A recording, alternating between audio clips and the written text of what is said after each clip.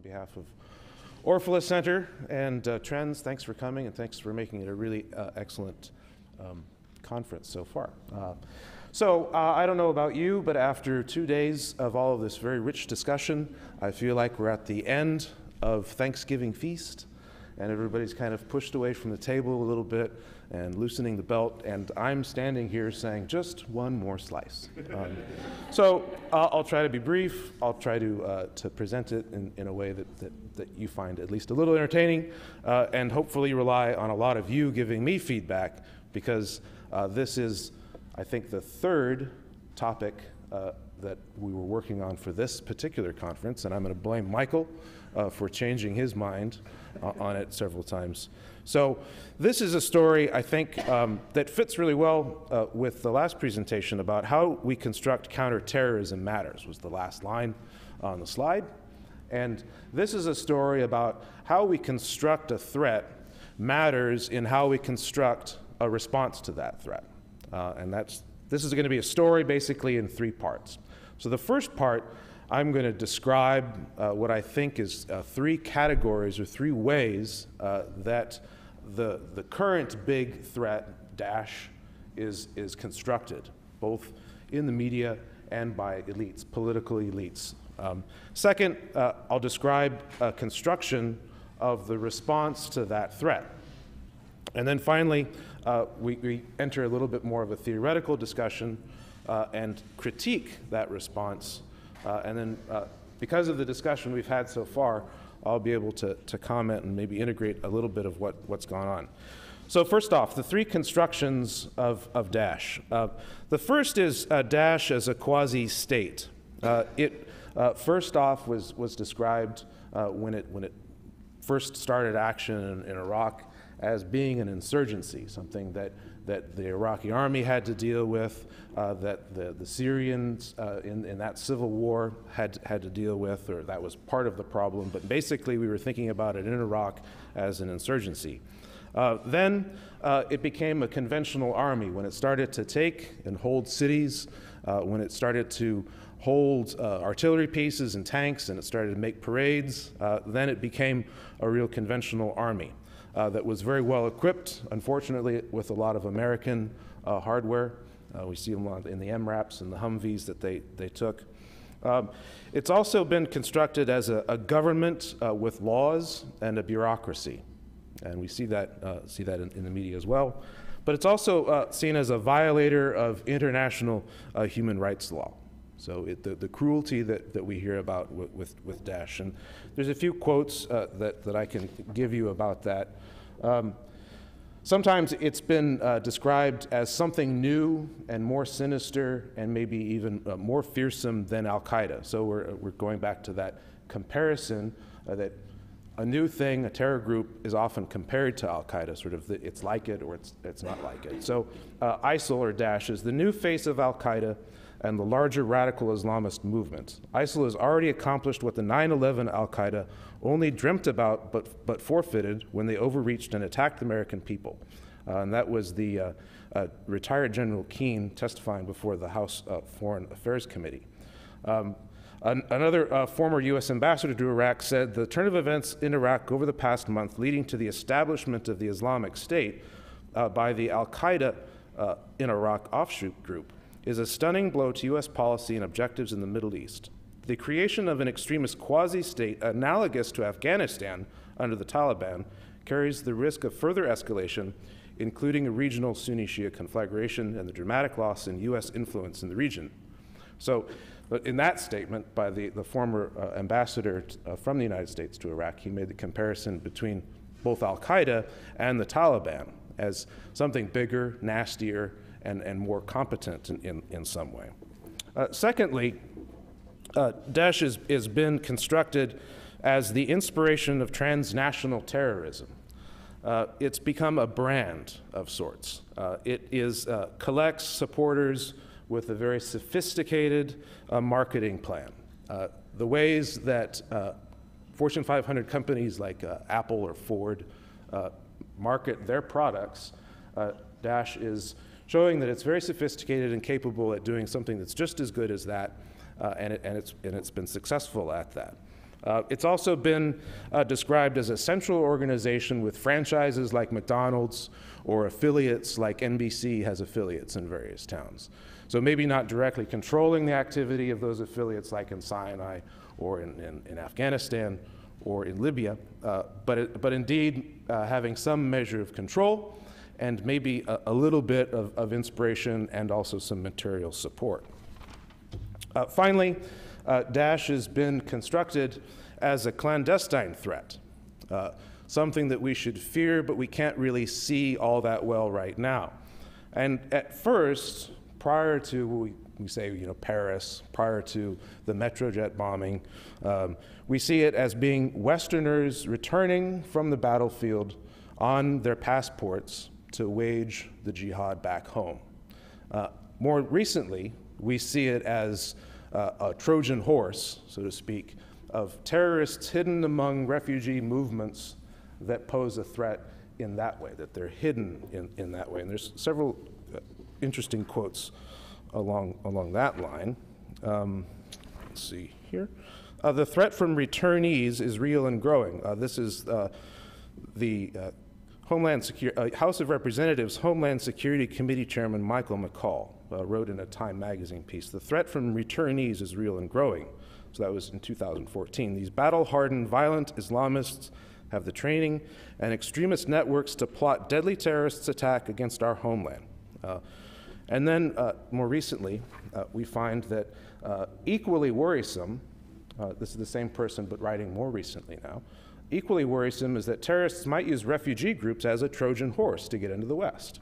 Hundreds of thousands of Syrian refugees have poured into Turkey this year, and many of them have left for other European countries by boat. This final construction, the Trojan horse construction, has been basically refuted, that the refugee program is really rigorous. The UN vetting of refugees takes more than a year or two. And then sort of as a response to that, if we say that, well, this is not as big a threat as we think, then they say, well, that's not a threat, but this is, and that's this visa waiver program. All right, so I don't believe Daesh really needs to sneak in and use the migration flow to send fighters to Europe. This is, Gils de Kirchhoff, a counterterrorism coordinator for the European Union. First, they can tap the huge reservoir of Europeans who are already radicalized and inspire them, but they also may send back Europeans who went abroad for jihad, and some of them may not have been detected by police. And then Richard Burr, chairman of the Senate Select Committee of Intelligence, warned, "I would tell you from a threat standpoint, I'm probably more concerned with the visa waiver program today. Were I in Europe already and wanted to go to the United States, and were I not on a watch list or no-fly list, and I wanted to get there, the likelihood is that I would use the visa waiver program before I would try to pawn myself off as a refugee." So you have the three constructions. So Daesh as a state with the military, it has a government, it has laws, it controls territory. You have Daesh as a brand name, a propaganda machine, a marketing machine that can inspire people at a great distance. And then you have Daesh as this clandestine threat, a Trojan horse perhaps, or some other kind of threat from abroad, but actually people moving across national boundaries. All right, so those are the three constructions. Now I'll describe the construction of the response to that. And I think that it's pretty obvious what that response is we're at war. Francois Hollande, the president of France, said as much. France is at war. Okay, it's pretty clear. I actually looked it up. The French Constitution, just like the US Constitution, the president can't declare war. It actually has to be a parliamentary act. But that's probably beside the point. He didn't care. It's a rhetorical device. We will pursue these attacks throughout the coming weeks. On Thursday, aircraft carrier Charles de Gaulle will go to the Eastern Mediterranean, and that will treble our capacity for action. Right? There will be no pity and no fear.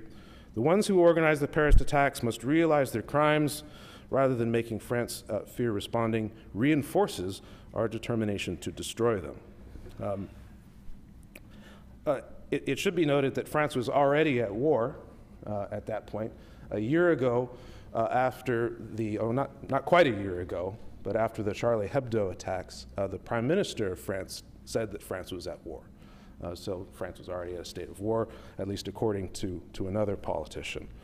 The United Nations Security Council got in the game and said that they call on all states, all member states, to take necessary measures in compliance with international law to redouble and coordinate their efforts to prevent and suppress terrorist acts committed specifically by ISIL, also known by Daesh, as well as ANF, and all other groups, undertakings, and entities associated with al-Qaeda, and to eradicate the safe haven they have established under significant parts of Iraq and Syria. So the Security Council then is authorizing military action to eradicate that safe haven. Because of an attack in Western Europe, the UN Security Council took action and said, it's okay for you to go to war and bomb Raqqa, for instance. And it's not just politicians.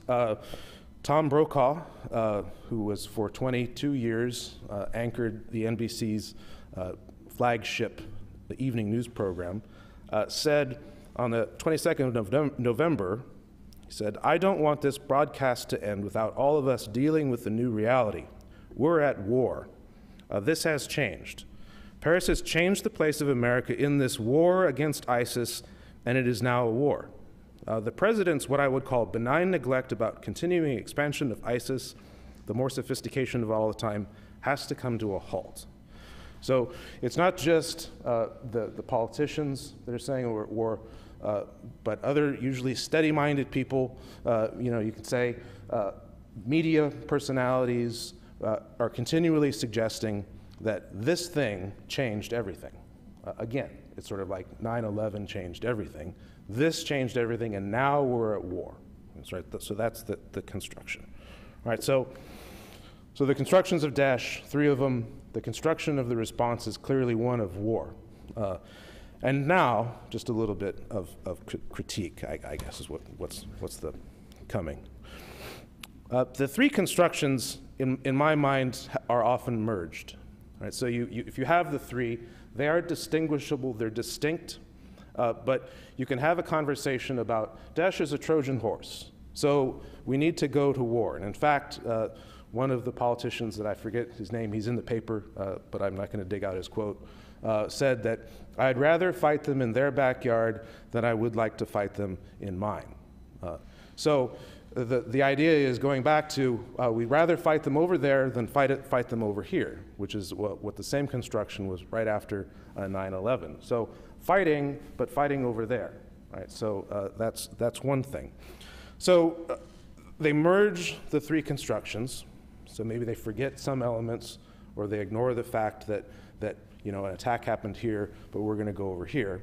And then the response is to then create or to do the most visible thing you can, which is to blow stuff up in a foreign country, right? And so that's the clearly response. It's easy to point to and say we are doing things because stuff is blowing up in that country. But really what's happening is that you're doing counter-terror operations in one state, in Syria and Iraq. You're trying to decapitate the leadership of the organization. You're trying to deny them safe haven. You're trying to destroy their equipment. But what you're doing is you're applying that counter-terror strategy to what's basically an insurgency, a military problem that requires a wholly different kind of response if you really want to take away that property that they have. And they're doing that in order to secure Europe and North America. So you have a counter-terror strategy being applied to an insurgency in order to secure a population that's far away from where you're doing most of the most visible end of your activity. There's been a lot of discussion so far, I think, in the conference. I guess so far it's sort of ending, in the next, hour or so, about war fighting versus law enforcement. So, and I think it's been interesting is that the one of the things that I think you can walk away from this conference if you just dropped in and you didn't know much about it is that the terrorism experts say war is not a really good response. You really should do law enforcement. And that's kind of the major walkaway that if you didn't really know anything else about it. So war fighting, in a sense, from my perspective, privileges combatants, right? So war, a combatant has the right to kill, but also has the liability of being targeted to be killed. But war also is supposed to protect non-combatants. And so that's a positive. But on the other hand, war fighting also excludes what I would say legal adjudication of combatants, right? So if someone does, the enemy, the bad guys over there, if war, as Clausewitz says, war is the aim or the objective of war is the destruction of enemy forces. So if I have bad guys abroad doing bad things, I have to kill them, or I put them in prison for a long time and never think about them again. It excludes the possibility of trying them, of convicting them in that way. Law enforcement privileges due process, right, with obvious management, obvious constraints to that, right? It also avoids the combatant, non-combatant distinguishment. Everybody is a non-combatant in that sense, right? There's just people that violate the law, and there are victims of criminals. So the only thing that I can think of as someone that used to work for the FBI is that law enforcement tends to focus on reacting to crime. So a crime happens, you investigate the crime, you find out who did it, you punish that person. It's not as good at trying to prevent crime, although they've had some successes, I guess. So I guess maybe to conclude is that messy constructions can lead to messy responses. So if you have three distinguishable elements, and if you push them together or if you ignore certain elements and then you respond to them, you can get an incoherent response to that. Each of the three constructions of Daesh as presented contains some truth, right? So with the exception of maybe the refugee problem, so we've kind of quashed that. However, each of the three constructions require, I think, a distinct response to that. And so that would be maybe the so what of the paper. I'm going to self-critique just preemptively. Is that unfair? I'm going to preemptively critique. One, this is definitely a work in process. The three constructions, Michael and I kicked around some ideas about how to categorize these things in a coherent way, right? So I think what needs to happen, the next step, is to better connect them to the theoretical discussion that follows. Right? So if we're talking about the constructions, what does that mean for the theory? And what does theory tell us about how to make those constructions better? And then I think that the theoretical discussion at the end needs to be better linked or to more directly address the response question. So, and that would be it. So pending your questions, that's it.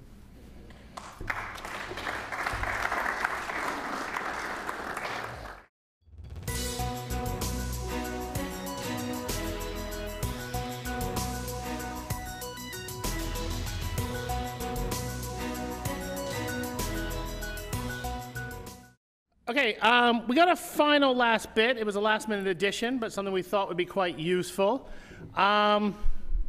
James from the Santa Barbara Council of Foreign Relations got in touch with us. Introduced us to Alan Cullison, who I'll introduce in a moment. And I just want to thank James for intervening and also for being here as well. Certainly appreciate your presence. Alan is a correspondent for the Wall Street Journal, based in Moscow for a number of years. But he's also the individual that got his hands on al-Qaeda computers in Afghanistan. And essentially, we just see this as a nice little wrap-up to our discussions. Alan's going to provide a short sort of discussion and presentation, and then we're going to open the floor for a wider discussion. So, Alan, thank you very much for coming. The floor is yours.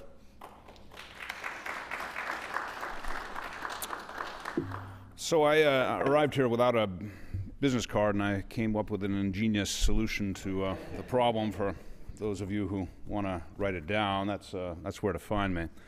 I really would like to keep in touch with people here. This has been a very interesting experience for me. I've have been covering insurgencies and terror and that sort of thing for, well, more than 15 years for the journal, and I haven't really had the opportunity to, while I've been writing, I haven't really had the opportunity to hear what people have been saying about it and engaging in this kind of analysis, with the exception of maybe in 2003 or 2004 when I had a sabbatical at Harvard after, this is when I was working on the Al-Qaeda hard drives, and I really feel like the discussion of this subject has gotten a lot more astute and measured, and I suppose that's the result of bitter experience. I'm feeling pretty fulfilled by it, but anyway, my work is, of course, not at all theoretical. The methodology of a journalist is basically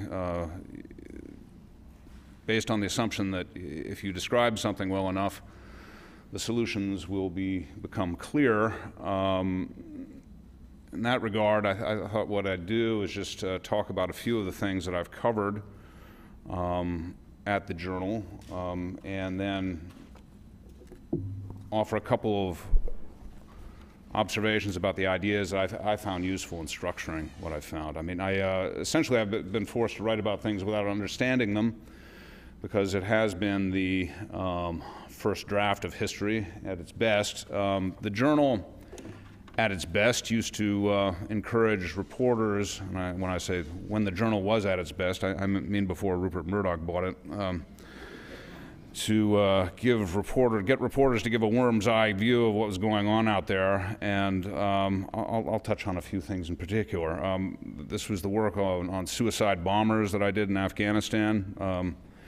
Since suicide bombing was pretty much non-existent before, I forget what year it really got started. Well, I think it was like 05, 06 that it really started taking off. A little bit on ISIS recruits, specifically among the Chechen community. Then, of course, this 40 gigabyte hard drive that I got in Kabul that was essentially property of the Al-Qaeda Bureau, but it was mainly Ayman Zawahiri's. And then some work on the Boston bombers, because I had a peculiar relationship with the family before the bombings. I guess, you know, I'm tempted to say, but since I'm conscious that everyone wants to get out of here, you know, working in Russia, I have always been interested in the phenomena of terror, or at least modern terror, as something with Russian roots. You know, this whole idea of Kropotkin speaking about propaganda by deed, and I would like it if there was more discussion about state terror, because it does seem to be a subject that's not addressed enough, and it might be a way to drag out into the open the more nettlesome question of what terror is and what terror isn't. I mean, I think probably the first real terror acts that I covered were in '99 in the apartment bombings in Moscow and Volgodonsk that killed about 300 people while you were asleep. Apartments were blown up, and this was what partly led to the Second Chechen War and the rise of Vladimir Putin. It's not really clear. There's no evidence that the Russian government did those bombings, but it is clear that the Russian government never wanted anyone to investigate those bombings. So I think it's actually a chapter that people ought to be working on.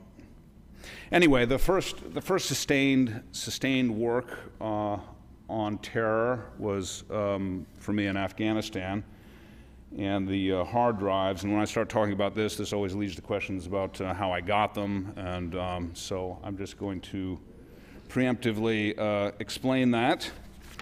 I, after 9/11, was among dozens of journalists who tried to get into Afghanistan to write about the fighting there. If you recall, the Northern Alliance controlled a small strip of northern Afghanistan at that time. A lot of people crowded toward the borders. Some of them went to Uzbekistan, a bunch of Pakistan and tried to get into the country. I went to Tajikistan, and the border there was open. I was not getting along with my editor. My editor hated me, I hated him, and for that reason I went very far into Afghanistan, knowing that when I crossed the Hindu Kush,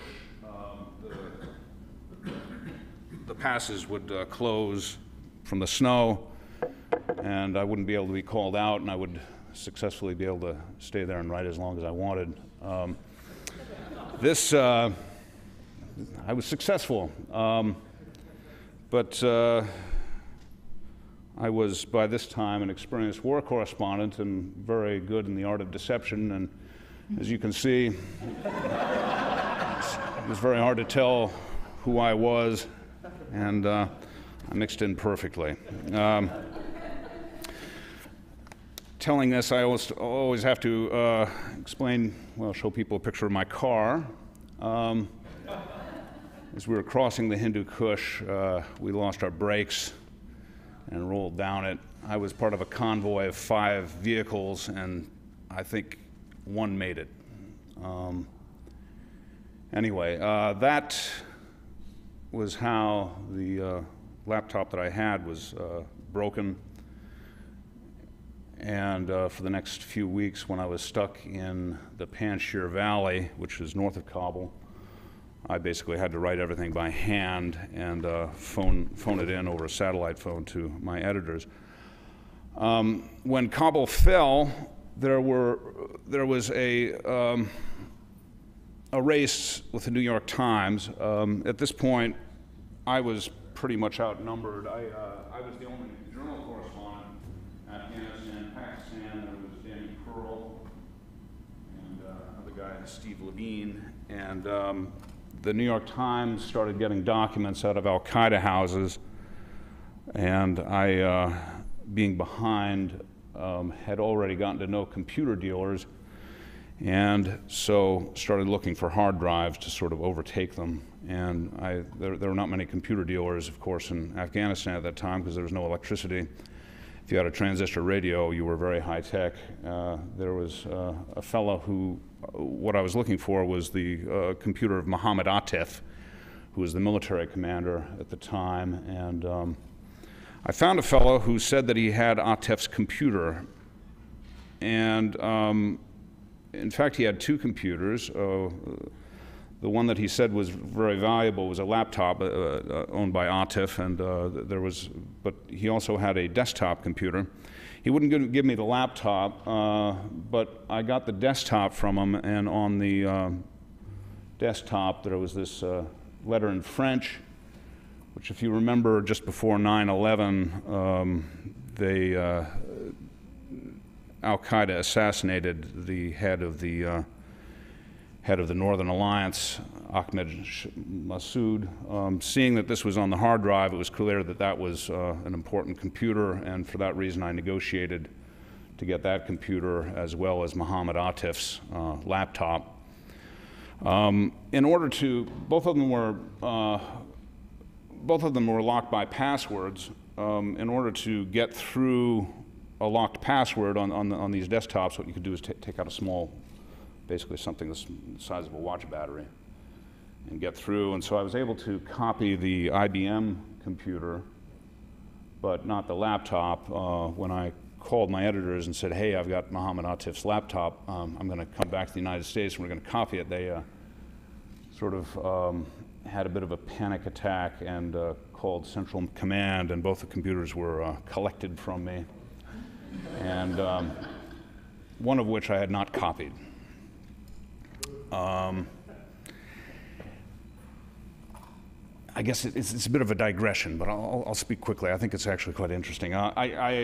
In return for in gratitude, the Langley, gave me a briefing on what they found on these computers, and they said that that IBM desktop that you gave us, was full of, had lots of information. The one that you copied. Unfortunately, the laptop didn't have anything on it.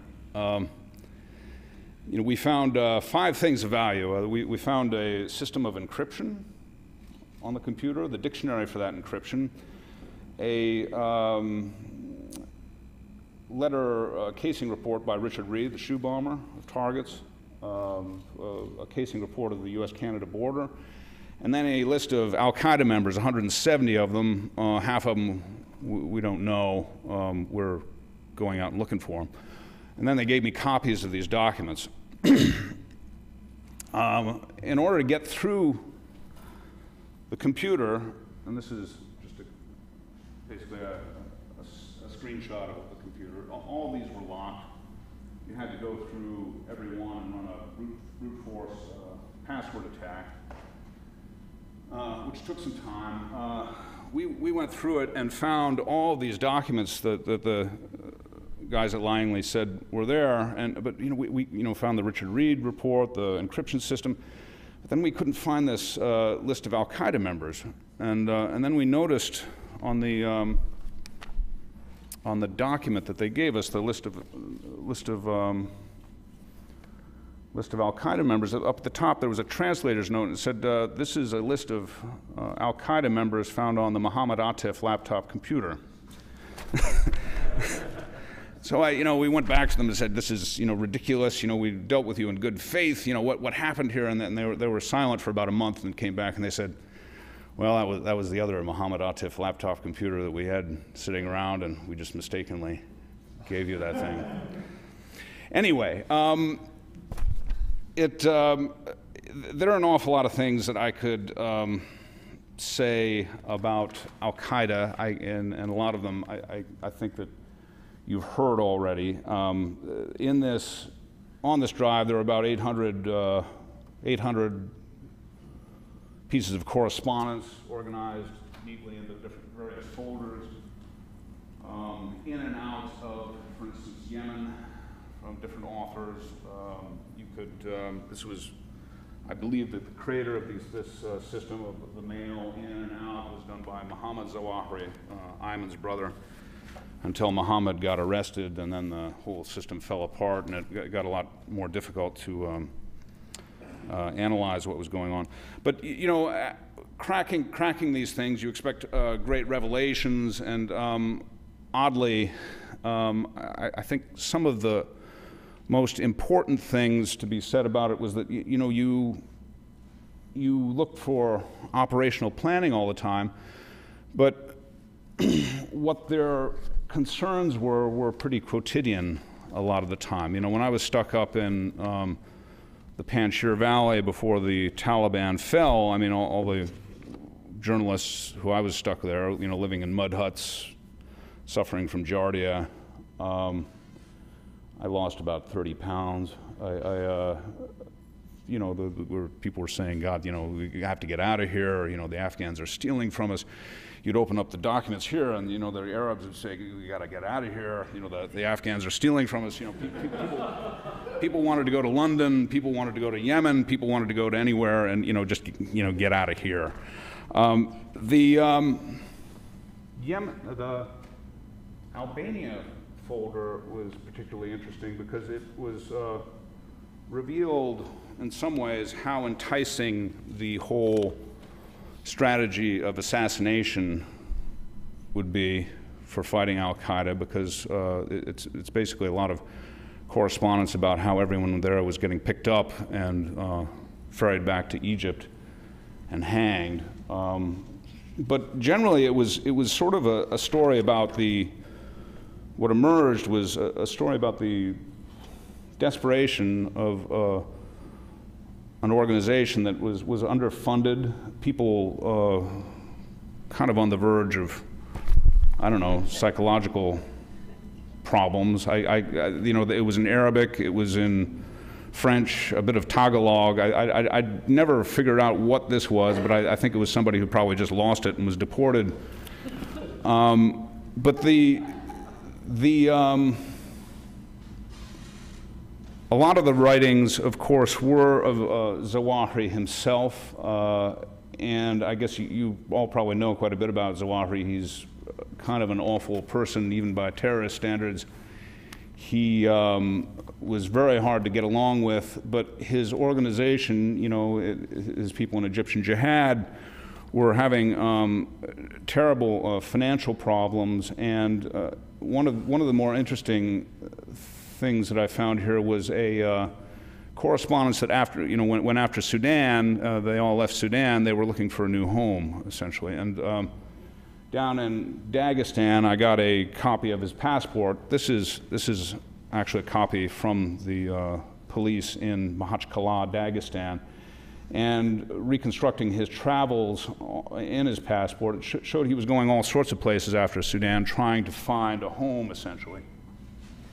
And one of the last places that he went was Derbent in Derbent, trying to get to Makhachkala so that he could get into Chechnya and create and use that as a base. He was arrested. Had the Russians found out who he was, I don't think anything good would have happened to him, but he had a false passport, and apparently they never learned who he was. It was a very close call, and after that he went to Afghanistan. I thought it was the success that he, so what he learned from this, I think, was that, well, what he learned from it, it was clear what emerged from his narrative was that they, when in trouble, it was, the reaction was to up the ante. It was then that he got together with bin Laden, and they did have enormous problems with the Taliban. I guess it was in 96, 97. There was talk about Mullah Omar being unhappy with bin Laden and, issuing phony fatwas about this and that, and speaking about ejecting them. The relationship seemed to turn around after the after the bombing of the Cole and the missile strikes on Afghanistan. It got Mullah Omar terribly angry. And then after 98, you began to see some correspondence about the big job, which of course appeared to be the September 11th attacks. And you can see sort of a bit of bin Laden's, we talk about their ability to manipulate, to play us. I think that this is really, this is recurrent all through the drive. On October 3, from this letter, this was shortly after the U.S. started bombing the front lines of the Taliban, basically destroying everything. Bin Laden essentially wrote this letter to Mullah Omar saying, look, yeah, this is bad, but you got to sort of keep in mind the long-term plan here. We're going to draw them in. They're going to be, well, like I said, this is going to transform the U.S. into a third-rate power. They will overreact. They were seeking overreaction, and of course, they got it. So anyway, the logic of these people was very true, or very, very sound as far as I could tell.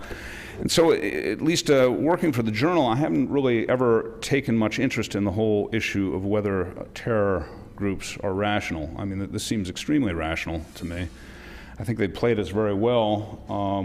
The success, of course, of the military forces, the U.S. in Afghanistan was unexpected, but they, of course, did very well elsewhere. For that reason, I had gotten interested more in radicals on an individual level, precisely because there was a lot of correspondence in Al-Qaeda about the difficulty of finding suicide bombers. They could not get Afghanis to volunteer for these things for some reason. There was generally a low regard for Afghanis among them. They're basically unlettered people who can't understand the Quran except on an emotional level, and hence not really. And the suicide bomber thing is was difficult, but that began to change. I guess it was 05, 06, and so I started going into the prisons, Policharki prison, to interview failed bombers. This guy's name was Rahmat Khan, age 30. He was arrested wearing a suicide vest in Khost. He had he said that he was duped into a martyrdom operation. Somehow, I guess, thought he was just getting a job sweeping floors, and they put a suicide vest on him. And but I'm not sure. The prison authorities that said that they thought he was going to change his story. He was going through interrogations at the time, but his job was selling, or his only work was selling ballpoint pens from a cart and making about $10 a month. So I suspect that he was an easy recruit. This fellow's name was Khan. He was unusual as a suicide bomber in the sense that he was Taguig, not Pashto. Age 20.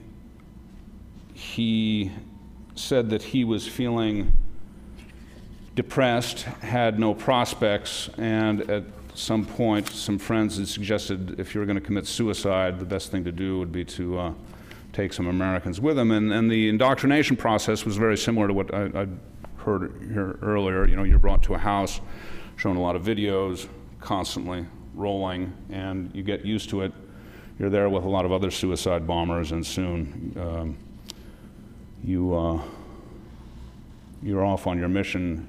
He went off, was going to drive a truck into a convoy, and a convoy of American vehicles, but had stopped by the side of the road to relieve himself, and got seized. Anyway, this guy, I'd forgotten this guy's name. The conversation didn't last very long because my translator was scared of him. He had to leave. He was a dangerous man. What emerged, I can only sort of come up with theories on what's common between these people, and it's dangerously intuitive. But what was suggested to me by authorities in Afghanistan at that time was that the first bombers were what they regarded, or from what they regarded as modern society. That Afghanistan was actually an old-fashioned society, that if you were a kid thinking about going off and putting on a suicide vest, there were village elders around who would tell you not to. These young gentlemen were often from Pakistani tribal camps. Maybe they were Afghanis, but their villages had been disrupted, people had been killed, and so they were easy targets for people who knew that they were unattached and therefore radicalized that way. I had kind of think that for that reason, as a journalist, I've been sort of interested in the whole process of indoctrination of people who are outside respectable society. It's interesting if you look at Richard Reed. If you want to do a very informal statistical analysis, get on Factiva and put in as search words "Reed and strange." And you will find, all these people came off the plane after he tried to bomb it, and journalists would ask, well, what was he like? And then people would say, he was strange, and he was, he looked strange, he acted strange. I would like to contrast him somehow, if I can get. I have been writing back and forth with Richard now that he's in prison. I'd like to contrast him with Saeed Badat, who you may know there was a second shoe bomber. He was supposed to pull off the shoe bombing the same time as Reed, but instead of doing that, he sent a cryptic note to Al-Qaeda saying, I'm afraid Van Damme is going to have to be on his own, and then disappeared. He went off the map, and what happened was his parents talked to him. That was sort of the thing that I think that, or at least I think that was the main reason that he didn't go. For ISIS, I have been asked by the Journal to profile various people. One of them, largely Chechens. I started rolling videotape when I was, or YouTube video to select somebody, and this guy interested me because he was speaking in Russian a lot, but with a Georgian accent. I went to Georgia and began asking around the Chechen community about him, and it turned out he was that's him on the left. He was a former officer in an intelligence unit of the Georgian army, of course trained by the US, not him personally, but his unit and the people around him. He was a very successful soldier, but fell on bad times when he got tuberculosis and was kicked out of the army and then thrown in jail, and the Brotherhood got to him there, and he had a conversion. Now he's really one of the top commanders for ISIS in Syria.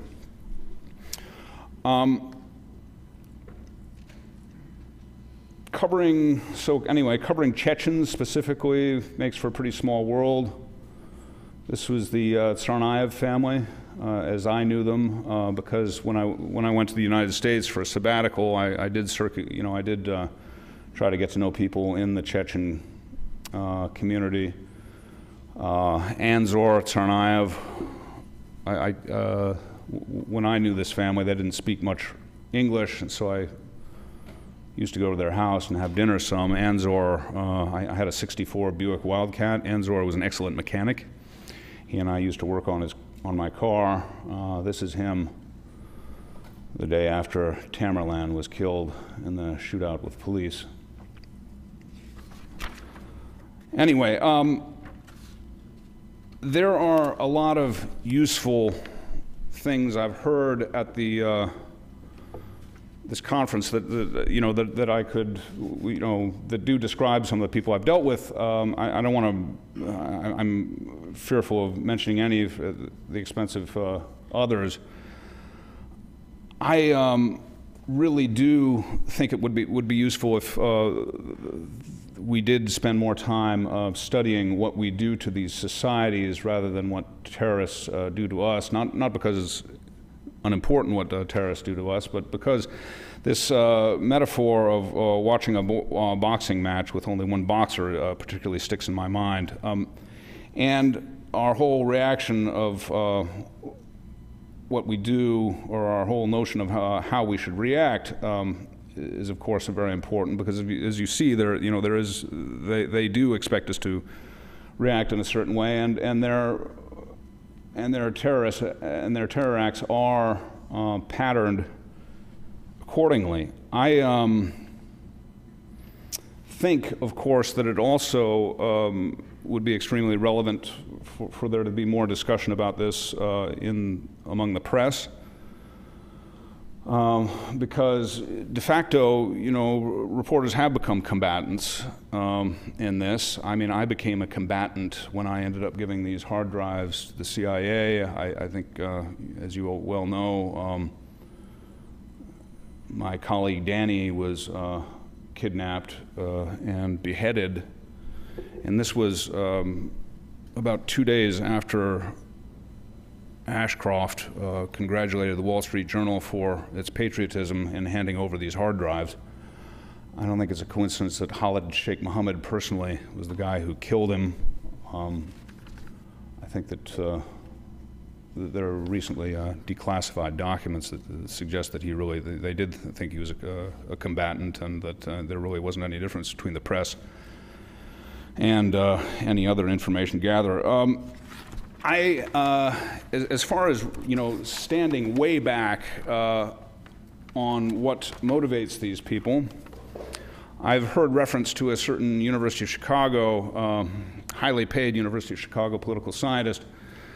I really found this database on all the suicide attacks around the world since '80 very intriguing, and just because it's so straightforward.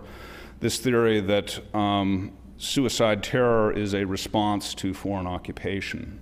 All the people that I've dealt with seem to regard themselves as simply violent altruists. And I am aware of some of the criticisms of Pape. I guess Robert Pape, I'm sure everybody knows who he is. I'm very intrigued by academic writing in the sense that I don't understand a lot of it. But the I think Pape sort of falls down a little bit when it comes to explaining transnational terror. I guess that this is an excerpt that I thought was sort of fun. Transnational suicide terror is a classic instance of individuals with multiple national loyalties, but you can read the rest. It's a journalist would write it somewhat differently. It's some people immigrate but still feel loyalty to the places they come from, maybe. But there's an overarching thing here that that I'm personally interested in. That is again completely what's the word for it?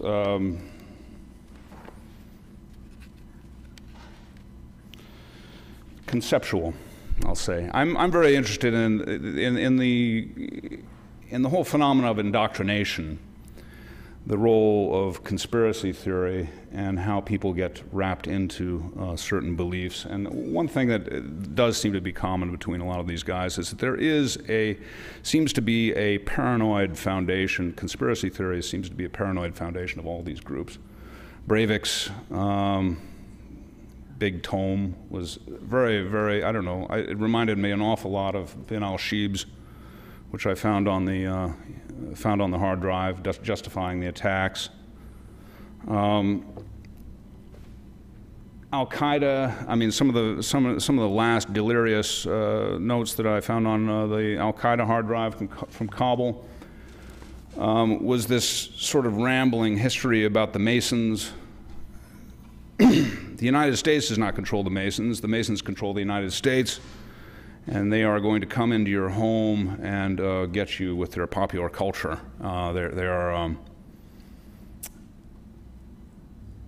There's a recurrent theme that there is an apocalypse coming, and now is the time for heroes to act. Tamerlan, writing about the Tsarnaev family, it wasn't really just writing about the Tamerlan going nuts. It was sort of about the whole family.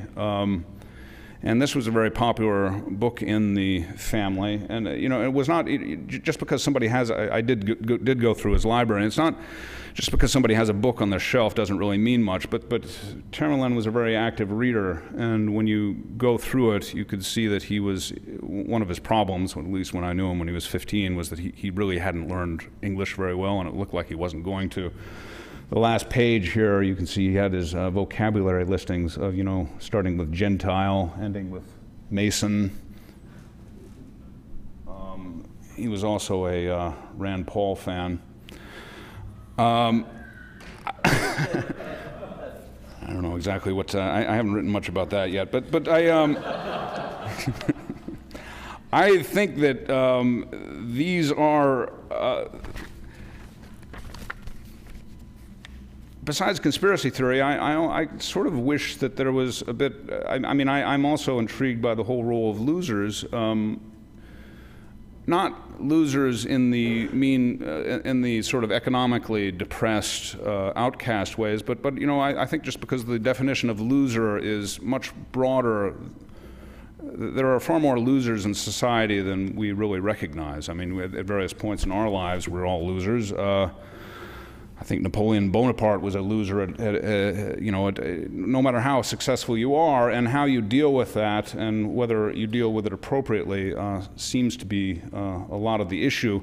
I think that it was clear when I was writing about Tamerlan that it was the ideology was something that he clung on to when it was clear that he was not going to be an Olympic boxer, and he ended up being. He was not, when I knew him, he was planning to go to Harvard, have a sports car, own a house, and have a lot of girlfriends. I tried to persuade him that maybe you ought to do one at a time.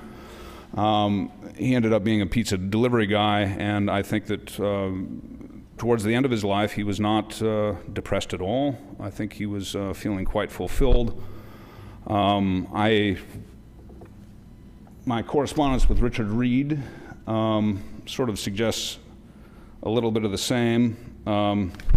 This might be kind of hard for you to read. I think Reed isn't, I don't get the sense he's a funny guy intentionally. He doesn't like journalists much either. He said he doesn't really like to, he didn't want to correspond with them much because he said that he thought that I think that anything that a reporter might, you know, that my narrative will be tainted as to portray a certain image which is suited to the narrative of the so-called war on terror and the idea of fanatical, brainwashed enemy of freedom and democracy and the likes. And then lower down, I had asked him, well, do you have any regrets now that you're, you know, in this Supermax facility and have, you know, 1 hour a day for exercise and that sort of thing?